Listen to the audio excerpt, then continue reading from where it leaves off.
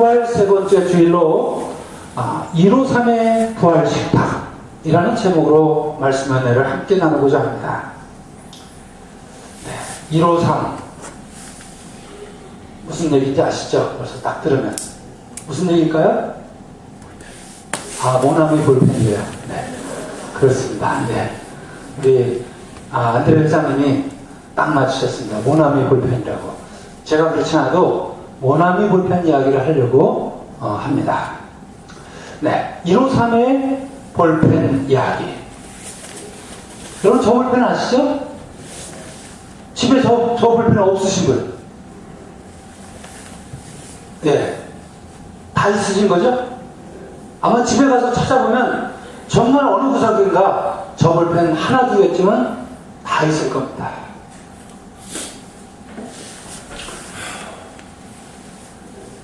제가 모나미 볼펜을 선전하려고 나온 사람은 아닌데요. 네, 오늘 이 말씀하고 맞아 떨어지는 이야기 같아서 말씀을 준비했습니다. 원래 저 모나미 볼펜을 만드는 회사는 1960년에 생긴 회사입니다. 송삼석이라고 하는 사람이 회사를 세웠는데, 여러분 60년대 그 초반에는 여러분 필기도구가 뭐였습니까? 연필이나 펜, 잉크에다 만년필도 사실은 있는 사람이나 가지고 다니는 거지 아무나 만년필을 가질 수 없던 시대에 뭐였습니까? 펜촉을 꽂아가지고서 잉크를 찍어가지고 이렇게 글을 썼던 그런 펜으로 글씨 써보시면, 네. 나머지는 연세가 다 작으니까 안 써보셨죠? 그렇죠? 네, 그런 줄 알겠습니다. 네. 그러던 시절에 이 사람이 무슨 생각을 했냐면, 잉크를 찍지 않고 이렇게 안에다가 담아가지고 만드는 그런 펜을 만들었으면 좋겠다 하는 생각을 했습니다. 근데 그게 그리 쉽지 않았어요. 회사를 세웠는데 회사가 망할 지경이 됐습니다. 3년 만에 도산위기에 닥쳤어요. 기술력도 없고 되지 않았습니다. 이분은 크리스천이었습니다. 그래서 낙심한 마음에 기도원에 들어갔어요. 기도원도 정말 오래간만에 찾아간 것이었습니다. 회사 일을 바쁘다고 기도원 한 번 안 가보던 이 송삼석이라는 사람이 며칠 동안 낙심하면서 기도하고 있었습니다. 그런 와중에 하나님께 정말 잘못했다는 생각이 먼저 들었습니다. 회개가 막 되는 거예요. 세 가지를 회개했습니다. 첫 번째는 주의를 제대로 지키지 못한 자신의 모습에 회개하였습니다. 주님, 제가 예전엔 그래도 열심히 주의를 지켰었는데 이 사업한답시고 주의를 제대로 못 지켰습니다. 앞으로는 무슨 일이 있어도 주의를 꼭 지켰습니다. 다짐했습니다. 두 번째는 11조를 못하는 것이었습니다. 오히려 회사를 하기 전에는 11조를 꼬박꼬박 하면서 정말 나의 재산은 하느님 것입니다, 이런 믿음을 가지고 있었는데 회사 한답시고 11조를 못했어요. 그게 그렇게 후회가 되었습니다.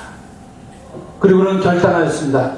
주님, 앞으로는 회사가 되든 안 되든 잘 되든 못 되든 제가 11조 꼭 하겠습니다. 세 번째는 제가 새벽 기도를 드린 지가 언제인지 기억이 없습니다. 제가 하나님 앞에 꾸준히 기도해야 되는데 주일도 제대로 못 지켰고요. 그러니 새벽 기도 제대로 할 수 없었습니다. 앞으로 새벽 제단 꼭 쌓겠습니다. 이 세 가지 회개를 하고 세 가지 다짐을 다시 한번 마음을 가다듬었습니다. 원래는 회사를 좀 잘 되게 해달라고 기도하러 들어갔는데 하나님께서 주시는 마음은 회개하라는 것이었어요. 그래서 이 세 가지를 회개하였고 굳게 다짐했습니다. 그리고는 성경의 말씀을 열심히 들여다보았습니다. 그러다가 요한복음 21장 인근에 확 들어왔습니다. 예수께서 베드로에게 말씀하시니 베드로가 예수님이 시키는 곳에 그물을 던졌더니 큰 물고기 153마리가 그물에 걸렸는데 그물이 터지지 않았다. 이 말씀이 마음을 계속 울리는 것이었습니다. 도대체 무슨 뜻일까? 그래, 주님이 이 영감을 알게 해주시는 것은 이것을 이용해서 너의 사업을 잘 번창해봐라 하는 마음이라고 그렇게 생각을 하면서 이렇게 기도하였습니다. 하나님, 제가 153 볼펜을 만들겠습니다. 153이라는 이름으로 볼펜을 만들겠습니다. 그리고 이름은 모나미라고 지었습니다. 모나미는 프랑스 말입니다. 나의 친구, 나의 친구 예수님,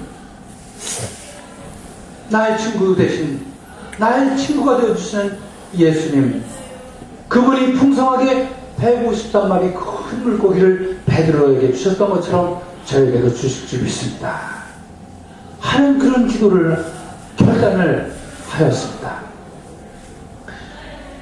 그리고는 주님, 이 만들어지는 볼펜이 우리 국민들, 우리 사람들의 손에 다 한 자루씩 다 들려주었으면 좋겠습니다. 아니, 전 세계 사람이 한 자루씩 다 이 볼펜을 사용할 수 있게 해주십시오. 50억 자루가 팔릴 수 있게 해주십시오. 그 당시로서 말 같지도 않은 얘기죠. 그리고서는 열심히 1년을 연구해가지고 만들어낸 볼펜이 저렇게 아주 단순한, 그렇다고 뭐 이쁘거나 그러지 않은 이 모나미 153 볼펜이었습니다. 저것이 1963년 5월 1일 날 출시가 되었어요. 올해가 꼭 50년이 되는 해죠. 그쵸?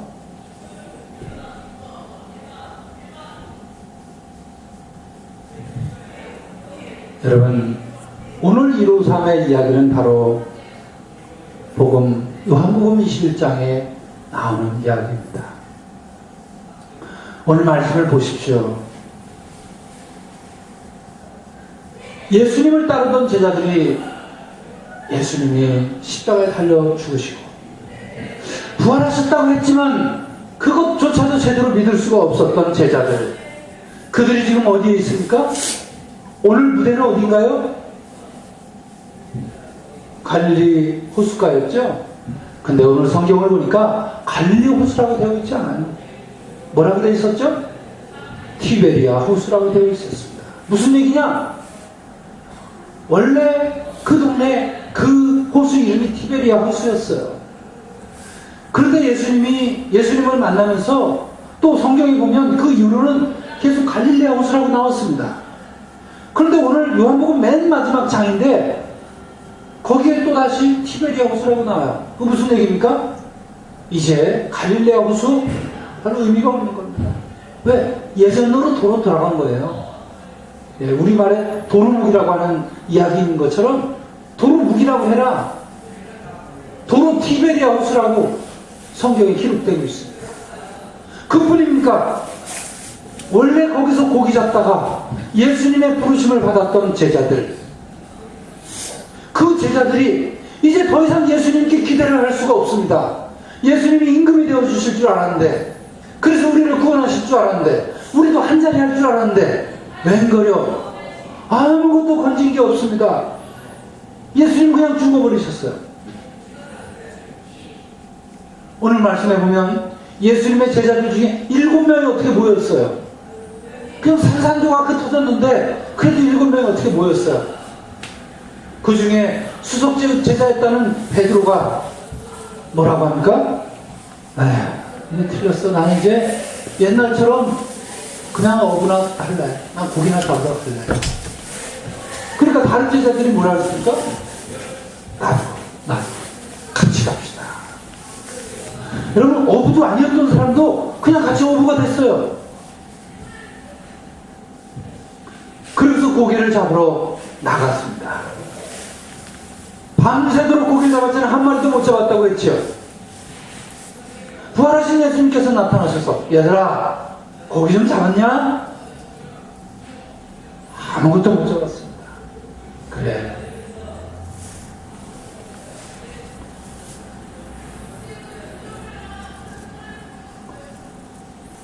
여러분, 그런 가운데 제자들 중에 한 제자가 부활하신 예수님을 알아보았어요. 저분 주님이시네요. 부활하신 주님. 그러니까 어떻게 했습니까? 베드로가 그냥 물속으로 뛰어들고 말았어요. 여러분, 제일 창피했을 사람은 베드로입니다. 제일 큰 소리 쳤던 사람. 예수님은 하나님의 아들 그리스도이십니다. 그래? 너한테 하늘의 열쇠를 맡기겠다. 너는 이제 개파가 아니라 베드로 반석이다. 예수님의 칭찬을 가장 많이 들었던 사람. 그러나 닭이 울기 전 3번이나 예수님을 모른다고 부인했던 사람, 그 베드로. 남들 앞에서는 내가 예수님의 1등 제자라고 자랑하던 그 제자 베드로. 그 베드로가 옛날로 돌아가겠다고, 예수님 더 이상 믿을 거 없다고, 과거로 돌아가겠다고. 얼마나 창피했습니까? 얼굴을 보일 수가 없고 얼굴을 틀을 수가 없던 베드로, 그냥 물속으로, 바닷속으로, 호수로 들어가고 말았습니다. 예수님은 우리가 낙심할 때, 우리가 지쳐있을 때 우리를 회복해 주시는 분이십니다. 예수님께서 밤새 고기를 잡고 자루에서는 한 마리도 못 잡았던 제자들에게, 그래, 이제는 나가서 배의 오른편에다가 그물을 던져봐라. 그럼 고기가 잡힐 것이다. 이렇게 말씀하셨어요.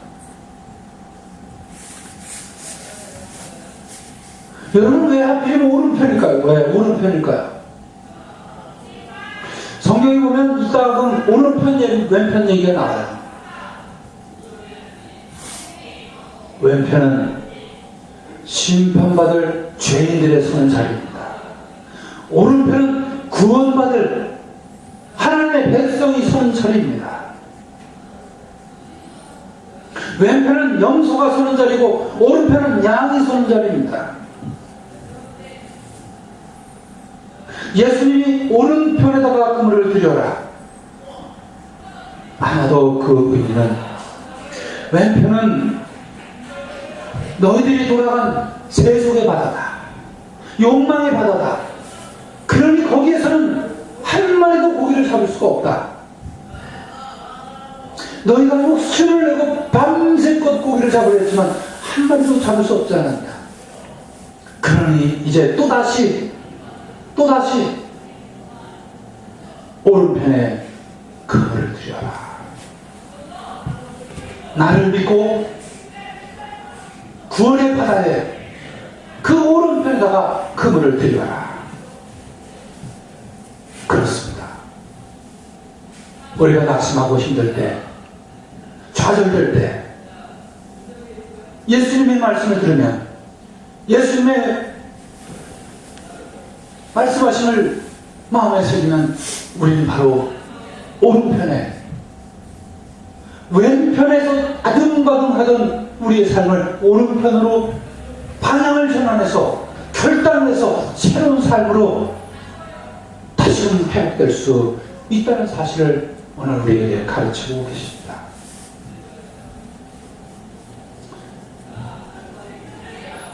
밤새도록 한 마리도 못 잡았으나 불과 빠른과 짧은 시간에 제자들은 놀라운 경험을 했습니다.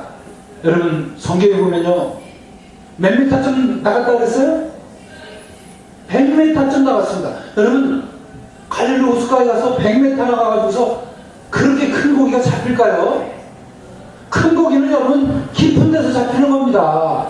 그런데 조만큼 나가서 거기서 잡았는데 큰 물고기 제자들이 끌어올리지 못해요. 그래서 어떻게 했습니까?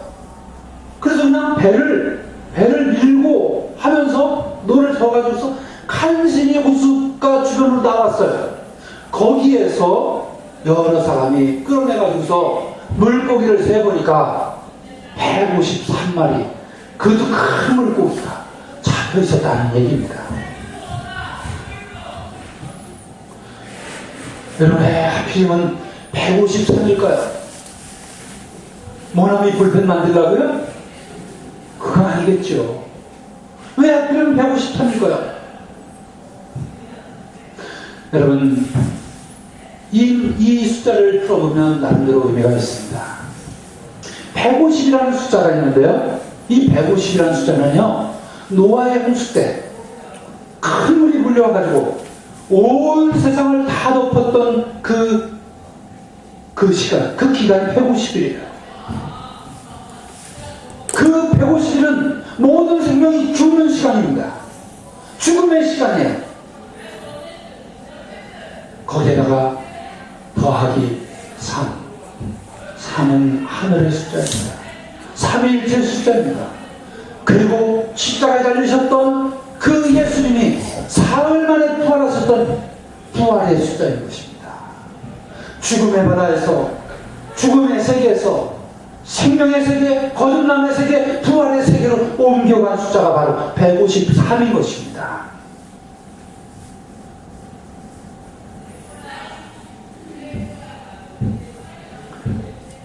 오늘 말씀은 매우 중요한 의미를 담고 있습니다.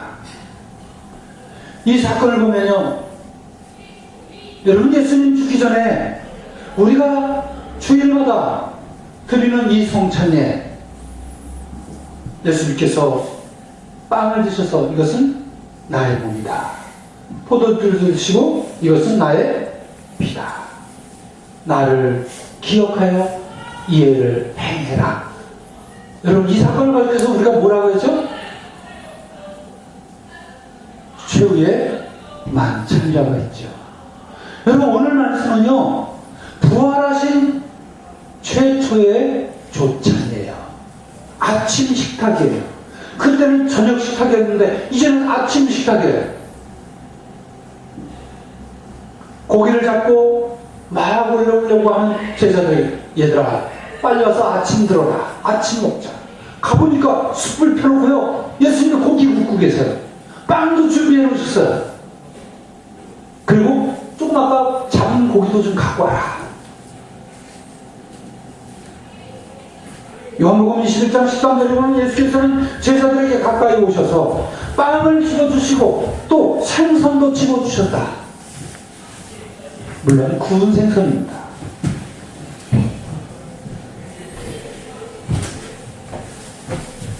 낙심의 자리에 있던, 희망조차 없었던 그 제자들에게, 그래서 옛 것으로 되돌아가고 세속으로 되돌아가고, 뭐 하는 나라가 뭐 있어 하던 그들에게 예수님은 다시 희망을 주십니다.